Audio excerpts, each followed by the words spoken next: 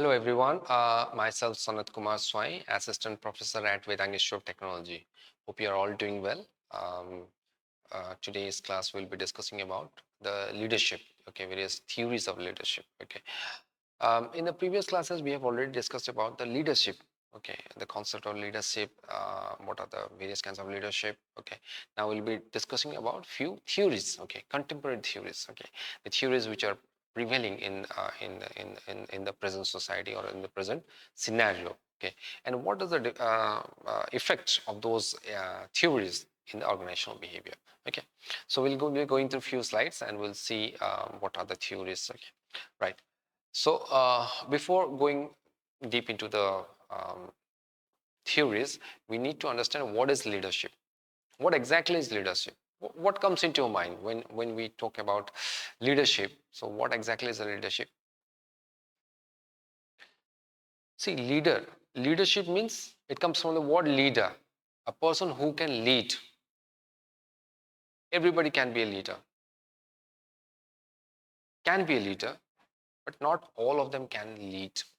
If you can lead, you can be a leader, right? So the ability, okay, that to lead something, to lead somebody, okay, to motivate, because a leader is somebody who is going to motivate, is a person who's going to lead a team, a group in an organizational setting, okay. Yes, so leadership is something, I mean, it is a kind of ability that a person can lead a group, a person can lead a team, okay, or it can be an inspiration, okay, or it can influence for achieving a particular goal, okay. Now, how you are going to do that? There must be certain direction, okay. There must be certain direction. Sorry, okay. Okay, so what happens that how you are going to guide, how you are going to influence, how you are going to lead through certain direction. Okay, certain directions have to be taken. Okay, maybe certain strategic decisions. Okay, and then you can foster motivation among your followers. Followers in here means the employees or the staffs working for any organization. Okay, so now if you're looking at the definition, okay, in the definition, in organizational behavior, leadership is defined as the process by which an individual influences others to accomplish various objectives. Okay, how you are going to achieve that objectives in a cohesive and coherent manner. What do you mean by cohesive? Jointly, and there has to be a we feeling in the organization. Okay, so this is all about the leadership. Now, importance in organizational behavior. Why leadership is important in organizational behavior?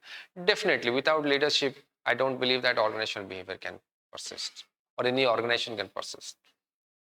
Leadership is very much essential. Is an important part of any organization. Okay, why? Because without leadership, the entire organization may go astray. So to lead that organization in a better way, in a positive way, there has to be certain a good leadership has to take the helm of that organization. Okay, so that is why leadership is important, because it drives motivation. Okay, it shapes the organizational culture. You need to a leader should have that potential that it can shape the organizational culture. It should improve the team cohesion. Team cohesion, the sense of belonging, I mean, we feeling togetherness, okay. And also it directly impacts productivity, ultimately determine the organizational success. So the organizational success all depends on the leadership, because all this motivation, cultural shaping the culture, okay, motivation, culture, leading that team in a a positive way. Okay, this all constitutes the organizational success, and that is why it is important to understand leadership in organizational behavior, right?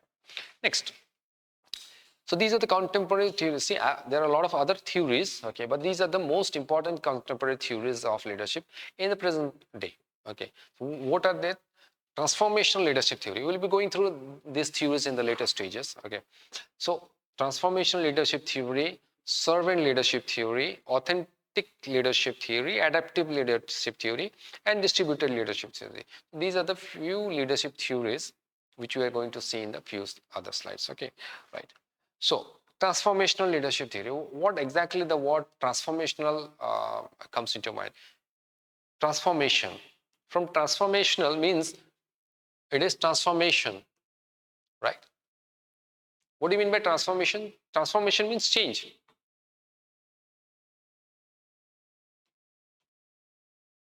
Okay.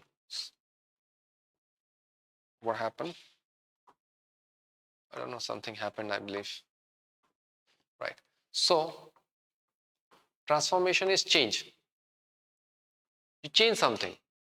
You being able to positive. Well, this is not a negative change. This is a positive change. Okay.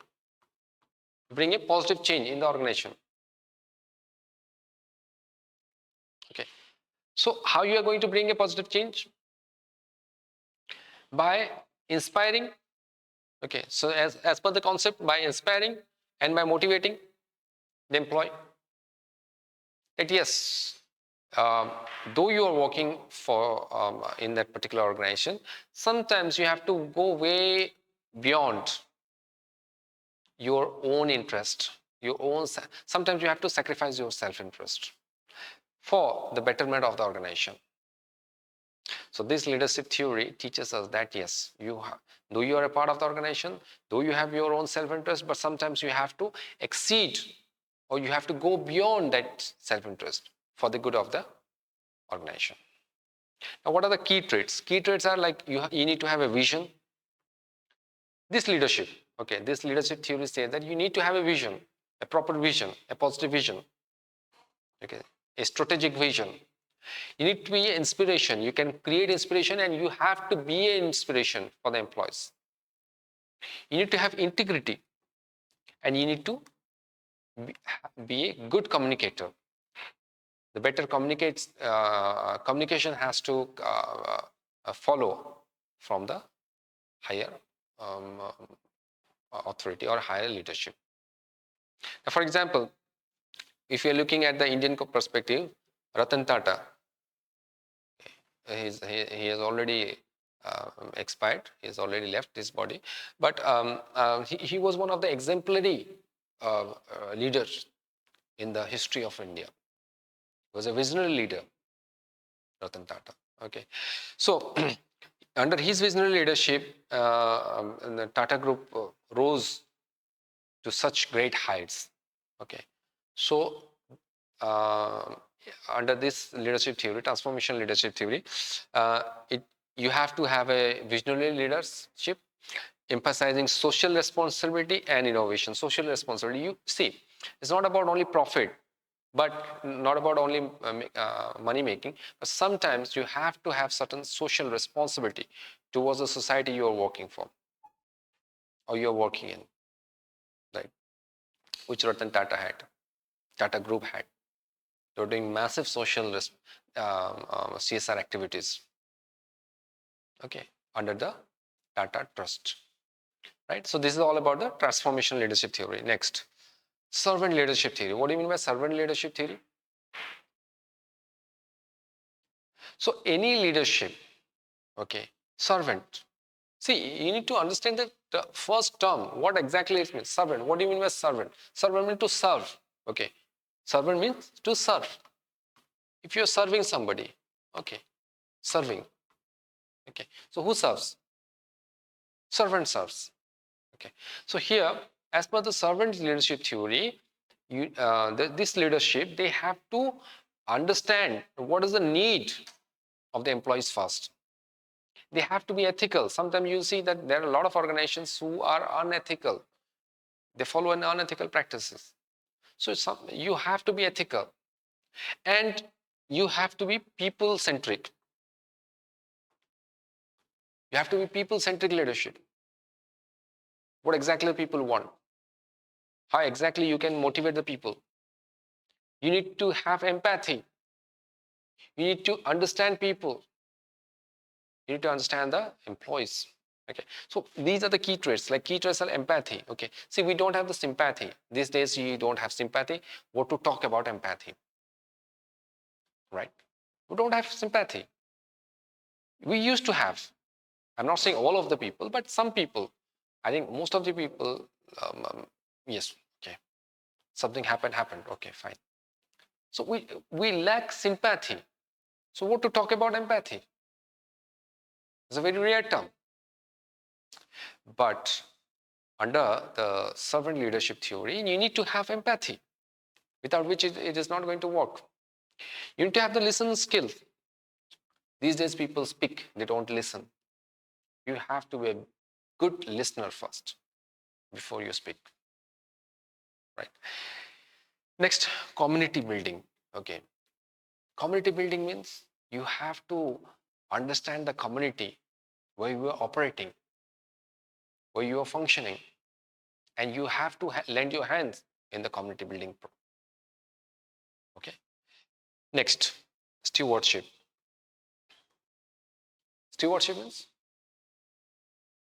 to help other, serve other. That motivation you should have. That interest you should possess. So, example is Azim Premji. Okay. I'm giving different examples. You can, see here. You will see that. See, Azim Premji. He's the founder of Wipro. But here also we can say that Tata Group can also function. But I'm just giving different examples, so that for you to understand in a better way. Okay. So Azim Premji, he's known for his philanthropic effort. He does a lot of philanthropy work. Okay. Why? Because he has a commitment. He's committed towards the to the welfare of the society, to the welfare of the community, to the welfare of the people, to the welfare of the employees. Right? So this is all about the servant leadership theory. Next, authentic leadership theory. Now, what do you mean by authentic leadership theory? What comes into your mind when you understand, when you hear the word authentic? What is it? What is the opposite of authentic? Fake, right? No. Meaning means original. Yes or no? Authentic means original. And what is the opposite of authentic? It's fake. So, under this leadership theory, you have to be an original copy. There's a saying. Be you. Okay, be you.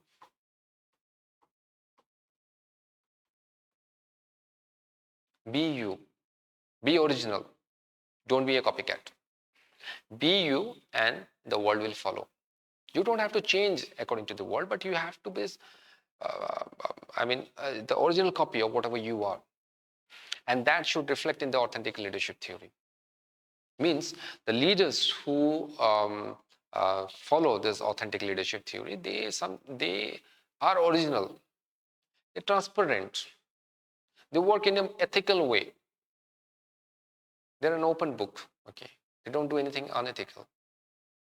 Okay, so what kind of traits they've are been seen in this kind of leadership is that they are self-awareness. They have an awareness of themselves. Okay. Next, balanced processing and relationship transparency, relational transparency. So when they are dealing with the employees, when they are working in that particular organization, there's a balancing nature. Okay. And moreover, there is a transparency in the relations. A relational transparency can be seen in this kind of leadership. Okay. So for example, Narayan Murthy, all of you know about Narayan Murthy. Now, who is Narayan Murthy? Narayan Murthy is the founder of Infosys. Okay, so he has created a culture of honesty and trust in Infosys. So that is the theory. I mean, authentic leadership theory is all about. You have to be transparent. You have to be ethical. Okay, right. Next, adaptive leadership theory. Now, what do you adaptive means? The very word adapt means to adapt to something. Okay, so what happens is that you see when you're working in any organization, the situation changes, the environment changes, the working condition changes due to various kinds of various different I mean scenario which is beyond the reach, beyond our reach. Okay, political scenario changes. Okay, um, so anything can happen. Okay, so sometimes we do not have a say in those kinds of changing environment. So what happens that sometimes we have to adapt. Okay, so the leadership, these kinds of leadership who follow the adaptive leadership theory, they need to focus on adaptation, how they can adapt. Okay, right. So to adapt, you need certain traits. Yes or no? Certain traits should be there. So what are the traits? So you need to flex. You need to be flexible. To adapt to something, you need to be flexible. Yes or no? Sometimes you need to be resilient as well. Yes or no? You have to be really resilient. Okay, and also you need to accept changes. Whatever change is coming on the go, you have to accept that. You cannot say no to that, right? Right. For example, right. So if you look at the example like Mukesh Ambani, you know who is Mukesh Ambani? He is the founder of Reliance Industry. Okay. So he has adapted to the changes. He has adapted to the business, changing business environments, and he has um, adapted to Reliance business model to its digital focused economy. See, the economy is getting digitalized day by day. Yes or no? So, uh, if you are a business owner, if you are a founder of a company, if you are a leader, then you have to adapt to those business environment, changing business environment. So, as because it is getting digitalized, Mukesh Ambani also digitalized his business model. So, that is known as adaptive. You have to adapt to something. You have to be ready for change. Okay. Next, distributed leadership theory. Now, what does it mean distributed? The very word distribute means to segregate, to distribute. Okay. What do you mean by distribute? Not centralization. Okay. Not centralization. Not everything comes to a particular place. Decentralization.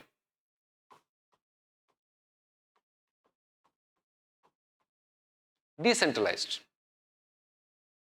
means all the leadership is been scattered, is been decentralized rather than being centralized or being concentrated in a particular or a single person or a single leader. There may be different kinds of leader, right? So what exactly happens, or what are the traits of these kinds of distributed leadership?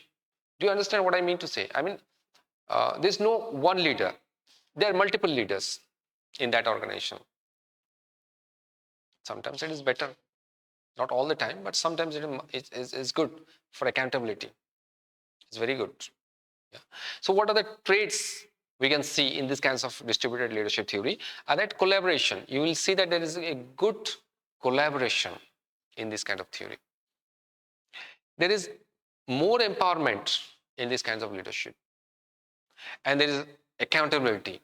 That yes, whatever decision has been taken, that's been taken by me. Whatever happens, has happened just because of me. So there's more accountability in these kinds of distributed leadership theory. Okay, so if you look at some example, you will see that ICICI Bank leadership approach. So what is the approach which has been taken by the ICICI Bank is that it encourages distributed decision making and empowering local branches. So banks, they have a lot of local branches. So ICICI Bank leadership says that they use this distributed leadership theory to make or to distribute the decision making process among the local branches. So that means the local branches also can take certain decision on their own without being forced or without being asked by the head office. Sometimes it's good, sometimes it's bad also. We cannot say it's totally good or totally bad, but sometimes it's much better. Okay, right. Now, what is the difference between traditional theories? Well, these are the contemporary theories, but what is the traditional? What differences we can see from the traditional theory, which we have been following since time immemorial? So if you compare the traditional theories, that trade theories versus contemporary approaches, the advantages are like it focuses on flexibility. Okay, it focuses on flexibility, employee engagement, and ethical leadership. Okay, right. Now, impact of contemporary leadership on Indian organization. What is the impact of contemporary leadership on Indian organization? If we are looking at the Indian organization, how that is going to make an impact? Okay. So the first one is increased employee engagement. The employees are being engaged in a more productive way, in a more better way in an organization. Okay. So how this leadership style foster productivity and loyalty? Okay. These kinds of leadership style, the contemporaries here,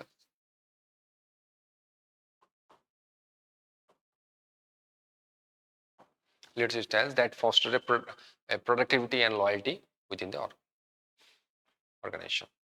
Next is innovation and changes management. Okay, so example of companies like Tata Group adapting to global trends.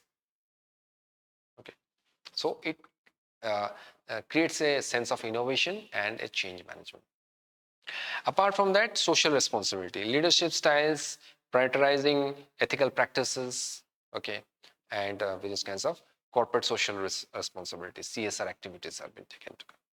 Okay, so these are all the impact of the contemporary leadership on the Indian organizations. Okay, right.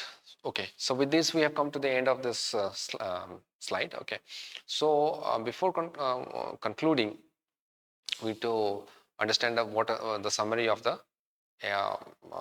entire slide. Okay, so if we summarize, in the Indian context, transformation leadership inspired change. See, okay, what exactly says? Transformational leadership, it inspires changes. Okay. So change is the most important thing in transformation, because it transforms, it changes, right? Now, servant leadership emphasizes empathy and services. See, servant leadership, it what are the areas which has been focused by the servant leadership? It is empathy and service, right? Right. Authentic leadership values genuine action. The genuine, the original action, the value. Who? Authentic leadership. Adaptive leadership fosters flexibility and flexibility. Means you need to be flexible to adapt to something. And distributed leadership encourages what? It encourages shared decision making.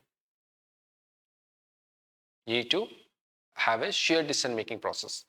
Means you are not alone for making any kind of decision, rather than there has to be shared decision making in the process. Okay, so that creates a collaborative approach, a collaboration, diversity is been undertaking, and it also foster a dynamic environment in any organization. So these all leadership, they enhance engagement and social impact across various organizations in India. Okay, so if you look at the contemporary leadership styles, why is it important? Because to adapt to the global market while remaining culturally relevant, because India is a culturally very vibrant environment we'll see in our country. So we have to stick to our culture. We cannot leave our culture. Okay, but apart from that, we have to adapt to the modern leadership. I mean, to the global market, which we can adapt to the global market. As because there's a globalization, okay, and with this globalized world, sometimes we have to adapt to the global market which they demand. But sometimes we cannot leave our culture, right? So that is why it is also relevant in our Indian perspective. Okay, right. So thank you very much. We have completed the contemporary leadership styles. And if you have any doubt, you can just jot down your doubts, and I'll be more than happy to clear off your doubts. Okay. And thank you very much for your time. Have a good day.